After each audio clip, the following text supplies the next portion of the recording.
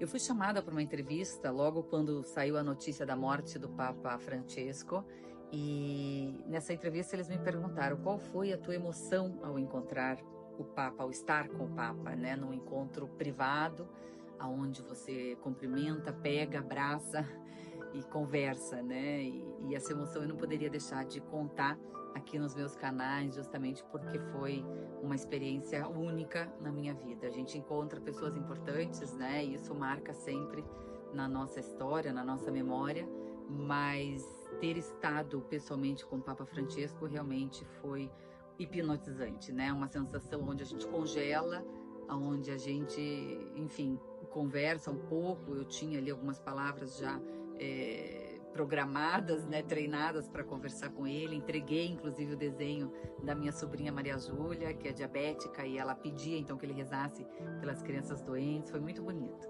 E ele, ao contrário, né, humildemente sempre dizia: vocês quem tem que rezar por mim, né? Porque ele estava ainda no início do seu papado, então ele tinha uma situação assim bastante polêmica logo no começo, e ele realmente buscava força, né? Ele pedia que dessem para ele força para que ele pudesse seguir no seu caminho e cumprir a sua missão como esse líder espiritual e como esse líder que foi nesses 12 anos da sua história como Papa.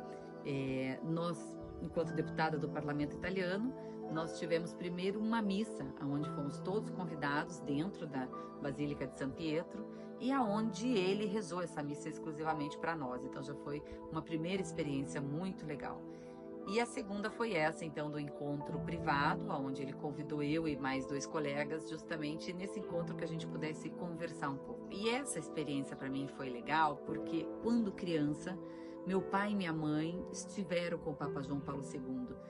E para mim, como criança que olhava sempre aquela foto, parecia uma coisa de um sonho, né, inalcançável, que meu pai e minha mãe tinham estado com um Papa. E eu, um pouco mais de 20 anos depois, repito essa cena enquanto parlamentar na Itália, e então justamente eu sempre tive aquela imagem na minha vida, né, de um sonho quase inalcançável, e eu tive essa grandíssima oportunidade, onde congelei e hipnotizei, né, com palavras muito emocionadas, minhas e do Papa, enfim, muito sensatas, né, com relação a nós, a sua humildade de pensar sempre na coragem de ser um líder, de vir da América do Sul, como todos nós que estávamos ali. Éramos 3 deputados eleitos na América do Sul para o Parlamento Italiano, e o Papa Francesco, como um ítalo sul-americano também, né, tinha inclusive a cidadania italiana, tomou a posse no mesmo dia que eu tomei como deputada do Parlamento Italiano. Então foram várias coincidências assim muito legais,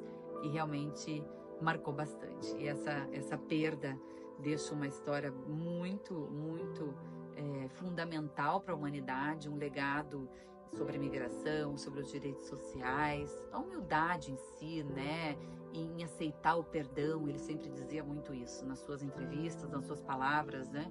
Ele sempre dizia muito essa coisa de saber perdoar, de aprender a perdoar, que era um grande dom do ser humano, e que a gente tinha que exercer isso muito mais, né, para o colegiado, enfim, para a comunidade, para a sociedade. Hoje em dia é importante que as pessoas tenham muito mais humildade, perdoem muito mais. Então foram realmente ensinamentos aí que ele deixou para todos nós. E ainda tive uma terceira ocasião, onde foi rezada então a missa da santificação do Padre Anchieta, que foi o padre fundador da cidade de São Paulo. Vieram várias autoridades do Brasil, na época o vice-presidente Michel Temer, enfim, senadores como Ricardo Ferraço, o nosso querido amigo Camata, né, que depois acabou falecendo, enfim, várias autoridades que foram realmente super bem-vindas e acolhidas pelo Papa nessa missa exclusiva, então só para essas autoridades brasileiras, e que eu pude participar também. Então são momentos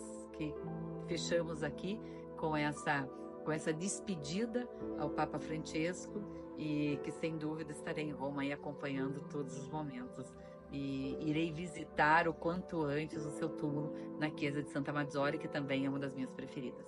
Addio, Papa Francesco.